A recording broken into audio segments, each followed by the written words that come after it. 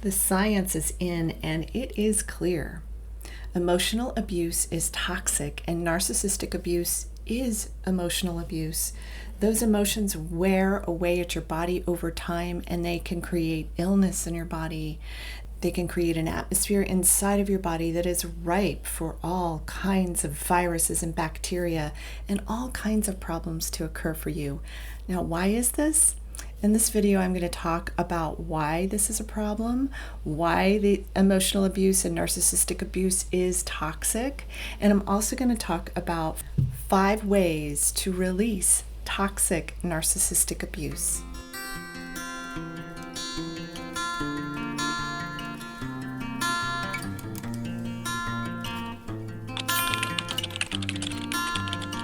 Hi, I'm Dr. Meg Haworth. I'm a transpersonal psychologist, holistic nutritional chef, and best-selling author of Get Well Now, Healing Yourself with Food and the Power of the Mind.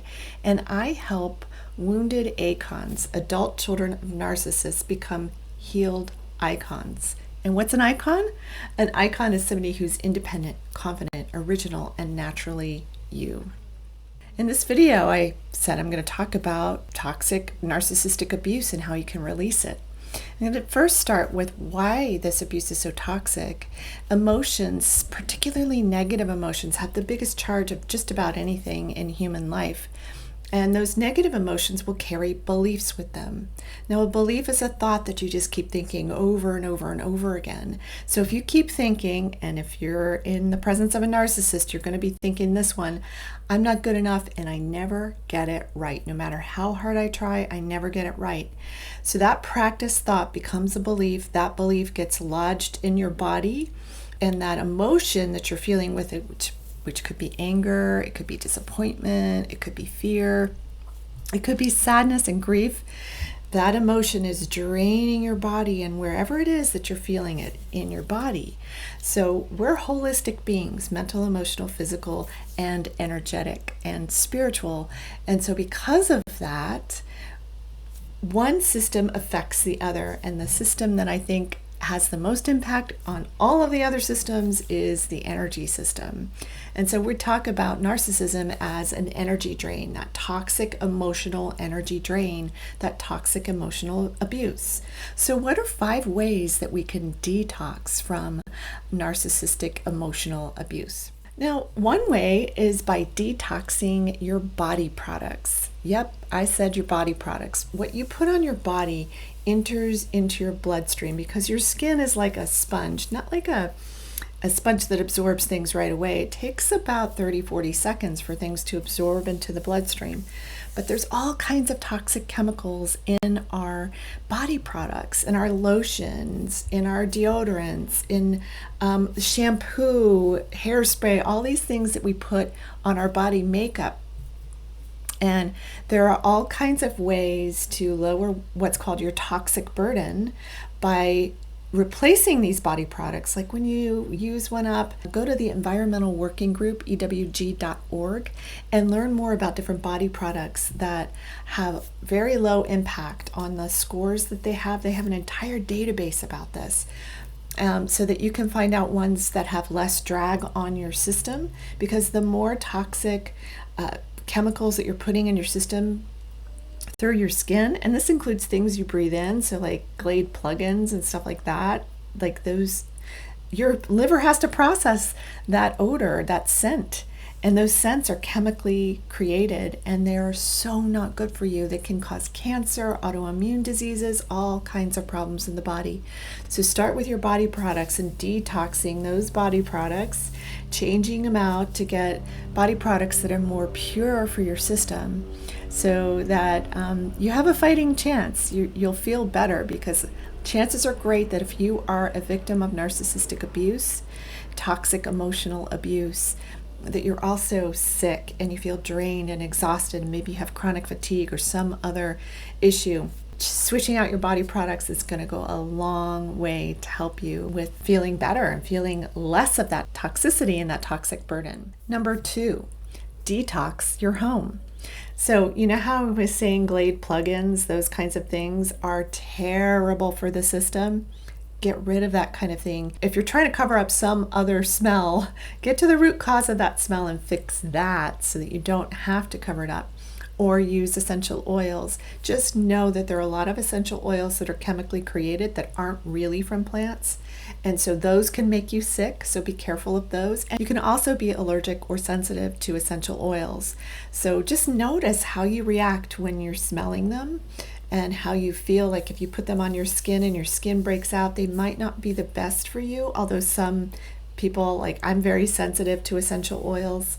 So you just have to figure out what works for you. So you could do all kinds of things to make better scents in the house, like boil in a pot of water, just boiled some orange peels and cloves and cinnamon stick, and just you can make your house smell so good. It smells like Christmas when you do that. So you could try something like that. Another way to detox your home is to detox the products in your kitchen. Now, kitchens customarily, especially here in the US, have all kinds of products that are so toxic. Things with bleach in them, things with ammonia in them. And if you think, well, how else am I going to get things clean? You don't need those. You've been sold a bill of goods. You do not need those things in your kitchen. So don't use them. Use soap and water. I just use like a very mild dish soap that I use from 7th generation, and I use that soap and water to clean my countertops so that I know that when I drop a little bit of food on my countertop, they're safe. If you used ammonia or bleach on your countertop, you drop some food on that and you eat it, you are swallowing the ammonia or the bleach. And that can really destroy your intestinal tract if you keep doing things like that. So really think about things like that in your kitchen and detoxing your kitchen. Look at mold in your kitchen. Mold can be incredibly toxic. So try to keep mold down by always rinsing out your sponge. And even if you have soap in it, it's better to discard that soap and get rid of it. But completely wring out your sponge and then dry it face up so that the scrunchy part is down, and so that it gets air and it dries out more easily. If you leave them in the bottom of your sink and they start to smell like mold or mildew, they can actually infect your dishes and then infect you. You don't want to do that. And it's seeping in through your hands if you're hand washing those dishes, like many of us are, especially the tougher dishes that we have to wash. And that's another thing, is you can wear gloves in the kitchen, but be careful. The latex gloves, you might break out and have issues with those. So just know that that's a possibility. So let's see, there's so many things in the kitchen that you can swap out. You can create your own products. They're actually simple and very inexpensive, using baking soda, using vinegar, using lemon oil, and you can make your own products that are non-toxic and so much better for you. This is stuff that you can actually eat that will clean your countertops, it will clean your tiles in your bathroom, it will clean your toilet. There are so many things that you can do to switch out those chemicals and get them out of your world. Now those chemicals too, just notice next time you're using like bleach or some other like ammonia, like Windex or any of those kinds of name brands, how does it feel when you're using them? Like, does it hurt your lungs? You may be so accustomed to this, it may hurt your lungs, it may hurt your throat, and you just don't even notice it because you're so used to using these products and you think that they're okay. So when they have a strong scent, be very careful of those products because they might be really bad for you in keeping your body more toxic and making it harder for you to digest the toxic emotional baggage that you're dealing with every single day. Next thing I want you to do is detox your food. Eat real food.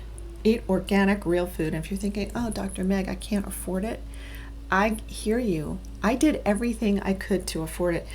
After the 2008 crash, I was homeless for like 2.5 years. I stayed with friends, I stayed with family, I did house sitting, dog sitting, cat sitting, horse sitting. I did whatever I could.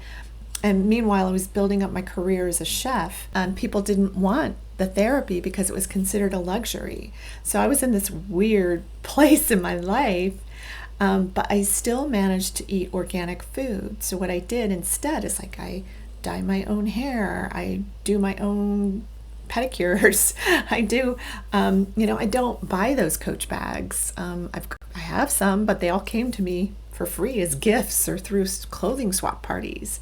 So there's so many things that you can do where you can lower your budget so you can put money into your food. Trader Joe's is an excellent source of organic food that's not that expensive. You can get out of there with like 3 big bags of groceries for like $100. So I just know that when you learn to make your own food and you learn to eat real food, as much fresh food as possible, it helps your entire body. Have you ever heard of anxiogenic foods? You might have heard about that from me, but those are foods that cause anxiety and depression. Things like gluten, dairy, soy, corn. Now that's mainly because of the way that they're farmed here in the United States. You might be perfectly fine eating all those things in another country. European Union doesn't allow these chemicals that we have in our food supply. So start to educate yourself. Go to ewg.org and educate yourself on what's in our food supply. Very, very important. I have tons of information about that. In fact, if you sign up for my online summit that's on my website coming up here soon, then you can also get a free masterclass that you can only get there. And that's Empowered Eating for Abuse Survivors, where you get a lot more information on what to eat and what's good and nourishing for your body. And if you're thinking, hey, I don't like to cook, I'm not a good cook, I get it. There was a point in time where I wasn't that either. And then I ended up being a chef to celebrities, and nobody was more surprised than I was about that one.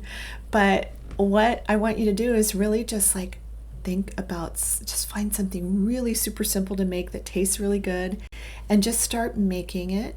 And then you get really adept at making it. And then maybe you have 4 or 5 things in your repertoire that you're really good at and that you really love. And you just keep at it and keep making it better, keep learning about how to do that. That connection with your food is so powerful. You're creating an emotional connection with basil. I know it sounds funny, but I mean, I am emotionally connected to basil. When I smell basil, I just feel great. I love this stuff. And it happens to be very healing and very delicious when you make it into pesto. And then you can put pesto on like anything you've got. You can put it on your eggs in the morning. You can put it on your pasta at night, gluten-free pasta that is. And Trader Joe's has excellent quinoa pasta. So good. You don't even know the difference. So try different pastas too. There's so many different ways, so many different swaps now that they didn't used to have 30 years ago when I started on this whole journey. And so figure out what tastes good to you and just start making stuff. There's so many simple ways to make things today. Number 4. Detox your relationships. Well, what does that mean? Well, I think it's important to look at your relationships, look at your closest relationships, and look at the disparities in them. So in other words, say you have a friend you do all kinds of stuff for, you bend over backwards because you're an ACON, right? And you're used to bending over backwards for your narcissistic parent or your narcissistic mate or children even. And so you go all out, you do all kinds of stuff for them, but you notice that they're not really giving back anywhere near to the level that you give to them. And I'm not saying that you should keep score and make it look like, well, she didn't do this and all of that. I mean, everybody has our limitations and we have to, kind of give people the benefit of the doubt. But if they're doing things like, blowing you off all the time, canceling appointments, showing you that you are not as valuable to them as you have made them to you, then you may want to dial back your behavior. And this is on you, is really look at your behavior and look at those relationships that can be potentially toxic, and you may just kind of stand back and not participate as much as you may have at one point. That's up to you. You may have somebody who is always pulling at you to give them compliments or make them feel better or all those kinds of things. You can stop engaging with them in those things. That's one way to detox the relationship. Now that's that's a standard thing we learn with narcissistic abuse, and not everybody who wants a compliment from you is a narcissist. They may just be insecure, and they may feel like you're bright and sunny and you give all kinds of great compliments and it means a lot to them. And I'm not saying withdraw your compliments for all time. I'm not saying that. But just notice, like, if it's getting to a point where that person is just really kind of using you so that they can feel better, that could be a toxic part of your relationship. It doesn't mean you have to end the friendship or the relationship. It means that you can have a talk with that person and hopefully work that out with them. And it also means that even if you don't have a talk, or if you feel like their mental capacity, their mental illness that they might be dealing with severe depression or something, and you may feel like they can't really handle what you need to say, just change your behavior. Stop engaging so much. Just pull back a little bit. It doesn't mean you stop loving them. It doesn't mean you stop including them in things that you're doing. It doesn't mean that at all. You're just giving a message that, you know what, this is a boundary and I'm not going to continue crossing it, so that you get to feel better and you get to take a lot of energy from me when I see that there's not a whole lot coming back my direction. Again, it's not about keeping score. I think it's important to accept our friends to the best of our abilities. But when you feel like they're taking advantage of you, you can do different things in the way that you treat yourself by way of them. And so think about that in detoxing your relationships. Now, of course, with a narcissist, you want to learn how to stop engaging. You want to learn things that you can say to them. Because like when you say no to a narcissist, often all hell breaks loose. And so you may want to learn ways that you can talk to them so that you're holding your ground, because if you give them an inch, they'll take 100,000 miles. And so just really start to learn to stand in your power and start to learn to just be able to say things differently. Like recently with a client, she's going to go visit her mother, and her mother's so toxic that she just, she criticizes her hair and her clothing and all of that. And I said, well, why don't you say to her next time she says that, like she says, oh gosh, what are you wearing? Just say, you know what, this is one of my favorite outfits. I love it. It means a lot to me. And then just keep going on, because that's how you feel about you. That's how you feel about your outfit. When you go on a trip, you bring the things that you love the most. And if they're just trying to pick at you and push at you to try to get supply from you, you don't have to give it to them. And that client was like, oh my God, this is really going to raise my self-esteem when I start just celebrating myself in front of my narcissistic parent. And they may get worse, but that's not on you. That's on them. And so it's starting to learn those intricacies of the toxic relationship, and you reacting differently to that toxic relationship. Well, I can do a whole other video about toxic relationships and changing your behaviors, but just really start thinking about how you can change your own behavior. Number 5, detox your emotions. This, to me, is the most important thing that you can possibly do, is to detox your mind, your body, your energy system of these emotions that you are holding. If you are spinning every day in shame and guilt and anger, I mean, we get so angry with our narcissistic whoever is near us, our maid, our parent, that we can become incredibly enraged because we don't have a place to really express that. So a lot of times what we do is we turn that anger in on ourselves, we push it down, and we make ourselves sicker as a result of it.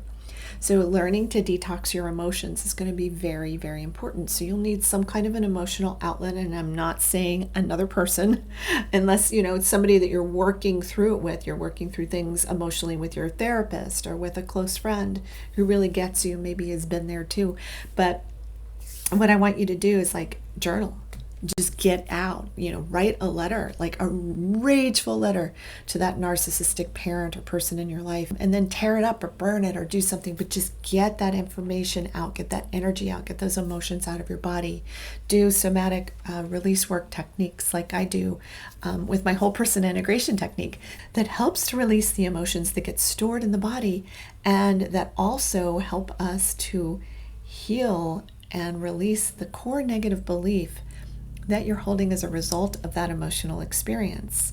So if you don't know much about whole person integration technique, I have videos all over my channel about it.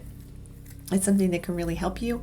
I also certify coaches, therapists, and healers, entrepreneurs, artists in my whole person integration technique to use on themselves to help them clear their emotional energy so that they can get to that intuitive insight. I also teach them how to develop their intuition because it's a big part of using whole person integration technique. So whole person integration technique is a really powerful tool that can help you release the emotional energy that you're storing, that you're just spinning in, because you will feel like you're running on a hamster wheel in the same emotion over and over and over again. I call that your go-to emotion. So identify what that go-to emotion is, and a simple thing you can do is close your eyes and take a few deep breaths in through the nose and out through the mouth and scan your body and feel where you feel it, because then that gives you clues as to where the emotional energetic drain is. And then, like, if that energetic drain is right here in your heart and you're dealing with heart disease, okay, listen to the detox, all the things you can detox from in this video, all those different levels, so that you become more toxin free, so that you feel lighter and freer and you have more energy available to you to do the things you really want to do for you. And one of the key ways to detox your emotional state is to start really doing what you want to do. Focusing on you, focusing on your healing, focusing on your growth, focusing on self-care, self-love, meeting your own needs, being good to yourself, talking to yourself in a way that's really supportive and kind and loving. Like, hey, you know, I love you so much. You're so amazing. And I'm so happy that I get to be you. And you know what? Things are hard right now, but we're working on it. And we're getting better every single day. Every single day we're getting better. So, and that, you know, you can do affirmations that help you just feel like, what is it going to feel like when you feel empowered, when you feel healed, when you feel healthy, when you feel loving and loved. So I hope this information has been really helpful for you in those 5 different ways to detox from emotional abuse, narcissistic abuse. Detoxing is a holistic pursuit. If you are interested in working with me one-on-one, then please don't hesitate to book a free call with me. The links are in the description below. And I also have online courses. I have Healing the 5 Primary Wounds of Parental Narcissistic Abuse. And that if you're in a relationship with a narcissist can be extremely helpful to you. If you're married to a narcissist and you have children, you're married to a narcissistic parent. So you need to detox on all those levels too. All right. Well, I hope this information has been really helpful to you. I'm Dr. Meg Haworth, and I hope this information will help you get well now.